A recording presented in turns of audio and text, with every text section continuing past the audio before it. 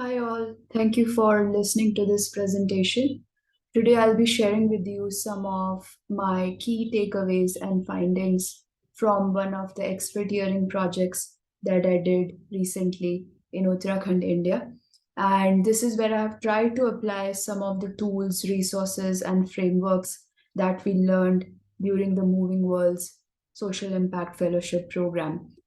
I'll be sharing with you how I have used human centered design thinking and systems practice to propose solutions that could contribute towards healthy ecosystems and systems. The picture that you see here is from the Himalayan Farm project where I was expertiering. It is in Dogaon, Uttarakhand, India.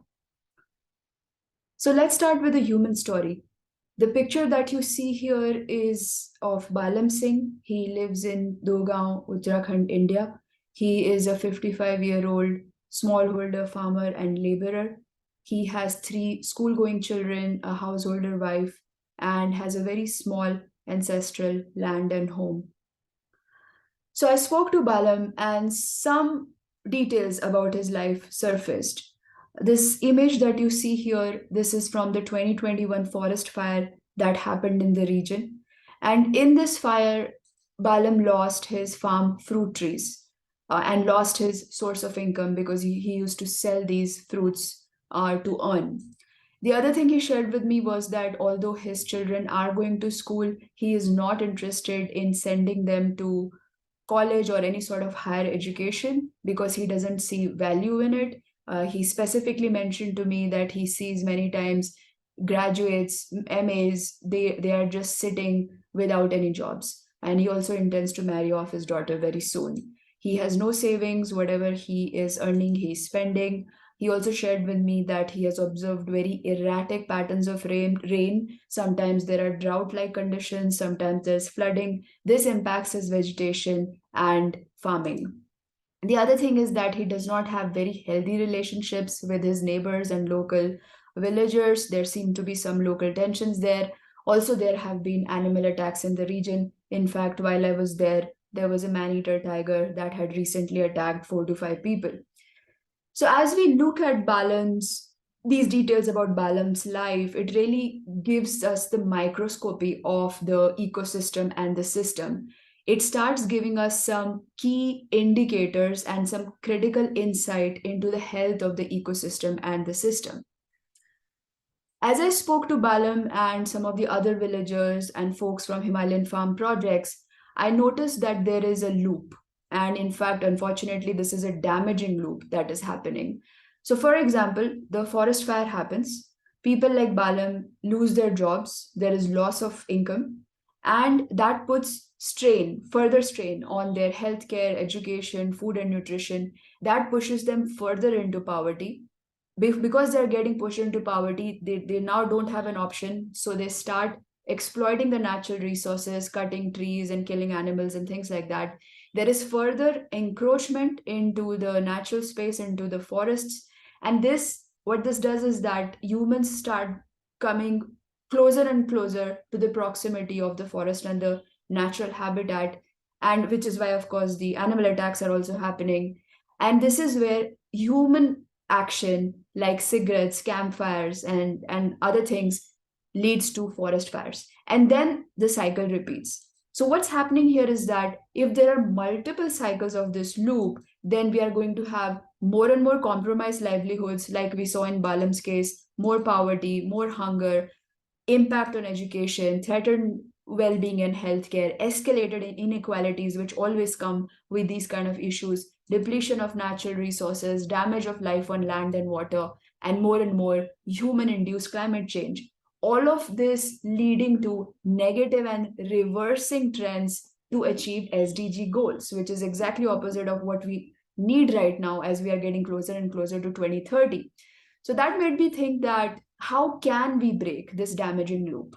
And one thing that we can do is that we can intervene and interject in a timely manner so that there is no exploitation of the natural resources down the lane. So how do we do this? We provide support system and resources in a timely manner so that folks like Balam are not getting pushed into the corner where they don't have a choice but to start exploiting the resources around them.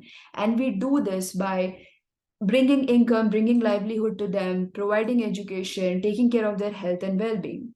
This exact model of intervention is what is Himalayan Farm Project doing. The way they did this was that when Balam lost his job in 2021, they gave him job at the farm. This is where he is helping the farm with its initiatives on forest conservation, biodiversity conservation, environmental conservation. And so Balam is now not only he is able to earn, but he also has a job where he's able to connect with nature, work with nature, and the initiative has helped re-establish this balance between the human and the environment. So a little bit about Himalayan Farm Project, the SDG goals I have shown here on this slide. These are some of the SDG goals they are aligned with. Their objective is to increase sustainable livelihood, well-being, and education of the local community by establishing an education center where they want to promote ecosystem balance, promoting healthy lifestyles, teaching people how to grow their own food, how to connect with nature, permaculture, organic farming, biodiversity conservation, amongst the other topics. They want to create a completely self sustainable farm where they are using methods and approaches that protect biodiversity, that they're doing great job in re-understanding and re-stabilizing native species and conserving soil health. They want to protect and conserve forest. They want to create solutions on forest fire control and bringing back the balance of the ecosystem, and they want to launch a healing center. So the first thing, one of the first things that I did with them was, and this was based on multiple interviews, is first I did the assets assessment. One of their key assets is the farm managers itself. These folks have been doing this work for close to 5 years now. When they came to the farm, there was practically nothing. They built this in last 5 years. They have been on the ground. They have been frontline workers. They understand the challenges and the issues of the ecosystem and actually have ideas on solving some of the problems as well. They have very successfully collaborated with some of the local governments like government of Nagaland, with whom they hosted permaculture courses in the region. They have collaborated with some other non-profit organizations that are working on forest conservation and hosted programs and events to educate the community regarding the topics. Other key asset is the facility itself. Although it is at a very remote location, we'll talk about that in a bit. The facility itself is very well equipped. So it has a good area of the farm. There are mud houses, clean sanitation facilities, office spaces, very comfortable kind of a setup where you can live there and be very well connected to the nature. So this facility itself is a great asset because it helps them host programs and events to serve their current objectives. They also have a very successful volunteer program. Volunteers across the globe have come to the farm. They have learned about sustainability projects and have left the farm inspired and motivated to start their own sustainability projects. In return, they have contributed to the development of the farm, and the farm managers have gotten great support from the volunteers. For example, one of the initial volunteers had actually helped them installing their solar panels. The other thing I did with them is their current gaps assessment. So first of all, there is a gap of a supporting team. They do have help of the volunteers, but they need some skilled people who can take care of the farm, who can promote their programs and do some research work. They definitely need funds to improve the infrastructure of the farm. For example, fencing, because they have animals coming in all the time and eating their fruits and vegetables. They definitely need partners to scale up the initiative. They have done some good work already, but they definitely need to scale this work now. The other thing is that, as I mentioned, the farm is at a very remote location. There is no road that leads to the farm. In fact, there's a very strenuous hike, which is not for everyone. So that limits the number and people who can collaborate or who can come to the farm. So that's definitely a challenge. Other thing is garbage management issues, as you can expect, because it's a very remote location. These folks have to collect the garbage and then come down every next 2 to 3 days to dispose it off. One thing I noticed was that there is definitely scope of understanding what is the support they can get from local government through the resources that government provides through the schemes. So some time needs to be spent to understand this landscape. Collaboration with the local villagers, definitely a gap, a lot of work required there. And then evidence base and database for tracking climate and community issues, because they have so much of information and they have so many critical observations, but they need to figure out a way to start documenting it and sharing it with the right stakeholders for effectiveness of these initiatives. Last but not the least, the climate change challenges. They have shared with me a lot about the changes in the temperature, the weather changes, the forest fires, of course, impact on the soil health and biodiversity loss, amongst other things. The other thing I did was, and this is still, I have work to do here, but I started mapping the system. And with the system mapping, what it helped me was that I started identifying the actors, what are the relationships with the actors, how the relationships are, what are the conditions. This is covered in a very in-depth manner in my report. And what this map also does is that it starts giving some ideas on what could be potential next steps. For example, you can see in this map there are a lot of red relationships.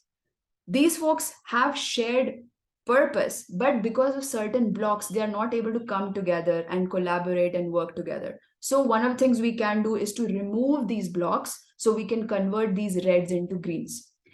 Secondly, starting from one relationship and then trying to disentangle the web, because many times it happens that you pick one relationship and then actually that's tied to other relationships and how problem solving could happen in those relationships. So it becomes a parallel activity, but starting from one place.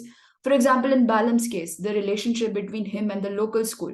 The local school could actually become a great resource to host programs, educational and awareness programs where the parents and the children are coming together and kind of sharing that what is it the child wants to do, where does the child want to see their future, and how as parent and school we can support that child. The other thing is that using the green relationships. So there are few green relationships, but they are solid, that can be used. That is an opportunity for partnerships to scale up. Last but not the least, very easy to see here that there is a power misbalance. When you speak to the local community, you speak to folks like Balam, they don't feel empowered enough to share anything because they say, I don't have any power. They think they're very low in the hierarchy. And so if we can have an influential entity in the area, whether it's a local government or whatever other entity, to distribute the power better so that people feel empowered enough to come together and share their ideas in this sort of community sense. So that's how the systems map could be used as we lay out the next steps for the project. So summarizing here some of the recommendations and next steps. So what we are working on currently is planning the project. First, we want to define what is the impact we want to make. We want to do that by outlining theory of change and impact thesis, where we are defining what are going to be our activities, our outputs, our outcomes, our impact. Who is it that we want to impact? How we want to make that impact? What is going to be our contribution and attribution? And what are some of the risks and things like that. We want to have a very clear plan on how we want to measure the impact, how we want to manage it, having very clear objectives and key results that are aligned with the SDGs, and very importantly, to develop a business model canvas, because with that, then we can start identifying who can be our partners, what are our cost structures, our revenue channels, our value proposition, amongst other things. Once we have these things, then we are placed better to have a strong fundraising and partnership strategy, also by leveraging the government and private resources. Community engagement to drive collaboration and cooperation is going to be a big focus, creating evidence and database, and prototyping and testing some of the initiatives that come out of our planning activities. So this is the process flow that I'm following currently, similar to the stages of human-centered and design thinking. But because I know this project has some very specific needs, we are following this certain flow right now. We will continue to update it. So as I mentioned, the first phase is understanding, which is where I have been spending my time on. A lot of more work is required, but those steps of interviewing and encouraging people to share their stories, systems mapping, understanding the system's conditions, gaps, and assets assessment, which is what I shared with you, is in that understanding phase. As we move into the planning phase, we want to define our impact, our theory change, our impact thesis, impact measurement plan, SDG alignment, and OKRs, have a business model canvas. Once we have initial business model canvas, we want to start getting very engaged with the community, have them involved as we develop these solutions and programs, and then also do some sort of prototyping and testing before we launch those programs. Then we get into the execution phase of fundraising, hiring the right team, program development and execution, and impact measurement and reporting. So, some of the expertise challenges that I want to share with you. As expertise, when we step into this role as expertise, we do face many sensitive issues. It could be the government support, community tensions, land ownership. Many times I've spoken to people and the stories don't align. So it's very important that we keep coming back to our board, we keep coming back to our research methods and do fact check again and again. Other thing is that understanding the power dynamics, dismantling power constructs, this takes long time. This cannot be done within few weeks.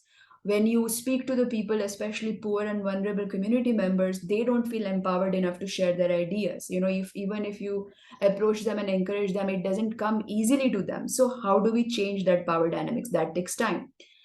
Other thing we know about this, that all of us step into the role with our biases, our assumptions, our preconceived notions, our education, and sometimes also with this savior syndrome that, you know what, I have the education, I have the information, I can solve this. But many times we can misunderstand, or we might not know the entire story. We are seeing it from the lens of our own biases and perspectives. We could misjudge the power dynamics. All of these things are very harmful because it could harm the design process. So we have to tread very carefully. The other thing is understanding the history and the context, understanding the past traumas of the community, systemic inequalities that the community has faced. It's very important to understand all of this, but again, that requires complete immersion and it's a long term commitment. One thing I experienced myself is that in complex problems like this, sometimes it feels like that we are walking through fog. It seems so you see feel like, this is not clear to me. There is so much of invisibility. There are so many doubts. And sometimes I feel that, am I approaching this properly? This is a lot of doubts come in. At that time, it is important to remember that without if with this tiny bit where the initiative would be, we are bringing some sort of information, some observations on the table. I am being this external observant and witness, which sometimes the local community might miss. So we are bringing something valuable to the table. We just have to be very careful how we bring it. The one point which, if I had to emphasize, this would be the one point as expertise. Power is defined as the ability to influence an outcome. We have to understand that when we are stepping into this role, we have to know the power that we are ourselves stepping in, and that power is the power of a storyteller. Right now I have gathered all this information and I have shared with you story of Balam, story of the community and the region. And if I'm not doing that properly, if I'm not bringing the complete picture, I'm missing some pieces. With this half information, the other actors and other stakeholders could get influenced and they could take actions which could be detrimental to the project and its outcomes. So there is great responsibility that I'm taking as an expert here to share the story of these lives and these people and these communities. The other thing is that most of us who come from business world and corporate world, we are very design solution oriented and not as much design interface and design engagement oriented of how the engagement is between the community and the project, and that's a key element to consider. Other thing, a lot of us face this, it's not easy to bring all the different actors, all the groups on the same table for ideation and brainstorming. Sometimes they don't see a shared purpose, sometimes they don't get along. So that's a difficult activity, and that takes time to build that kind of trust for us to bring people together. Last but not the least, there is emotional exhaustion. When you see the ground realities of what is happening to our forests, to our people, to women and children, sometimes you see very heartbreaking things and it could start impacting your emotional health. So it's also important that we step into this, when we step into this role, that we have some sort of self management plan of how we are going to take care of our emotional health. And the last thing I'll share here is, these are not all the actors of the ecosystem, but this is the core matrix from the Himalayan Farm Project. I do want to share these amazing people and elements from the matrix. So the first picture you see here, this is of the volunteer. His name is Joseph. Joseph is trying to harvest the nettle plant here. If some of you know, about nettle, it's a very difficult plant to harvest because it stings and it bites and it's very thorny and it stays with you. So here I'm helping Joseph harvest it for the nettle tea, which we were going to make later. That's of course Balam. He's helping us with the kitchen mud house. Incredible guy, very hardworking, great attitude, and he's a forest man. He knows he's he grew up there, so he's a man of the nature. So there's lots to learn from him.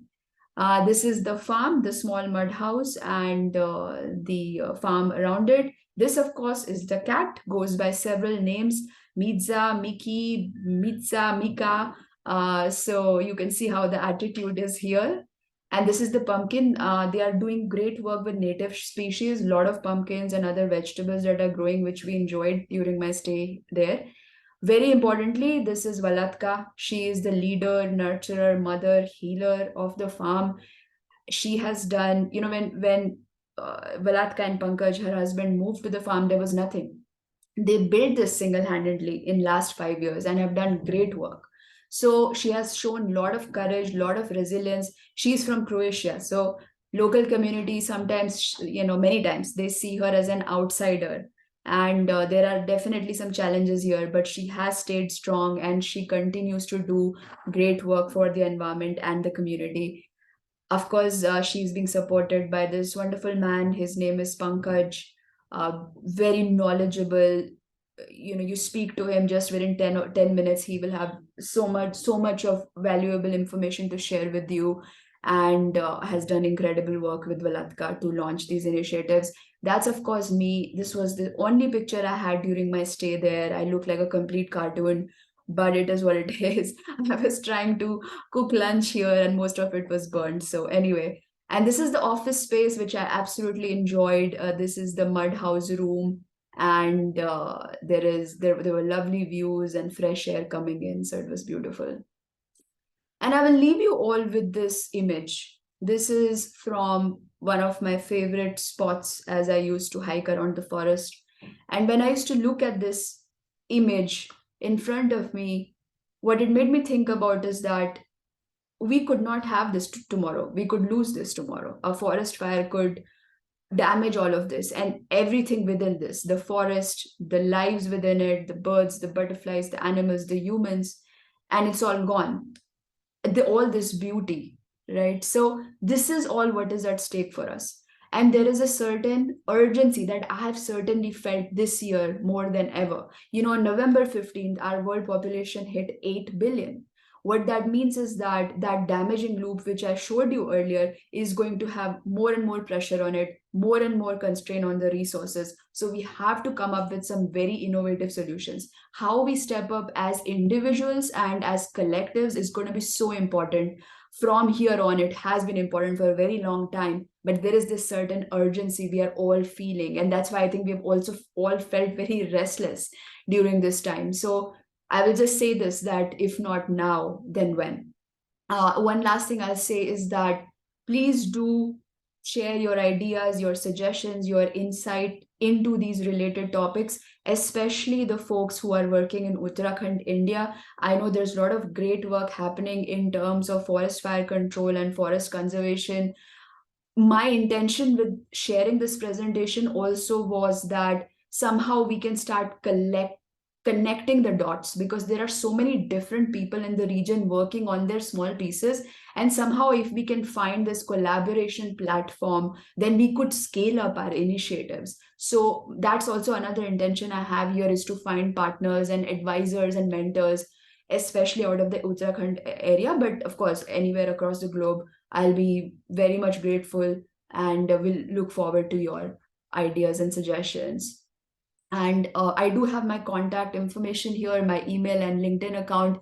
This image you see here, this is from Jim Corbett National Park. I was visiting. This is where the man eater has been looming around, and he or she has not been caught yet, but I heard has gone deep into the forest now. So really, we have to get to a place where these kind of disturbances and disruptions and imbalances in our ecosystem stop, so that we stop hurting the animals, the trees, and of course, humans themselves. So, thank you very much for listening to this, and I look forward to hearing from you. Thank you.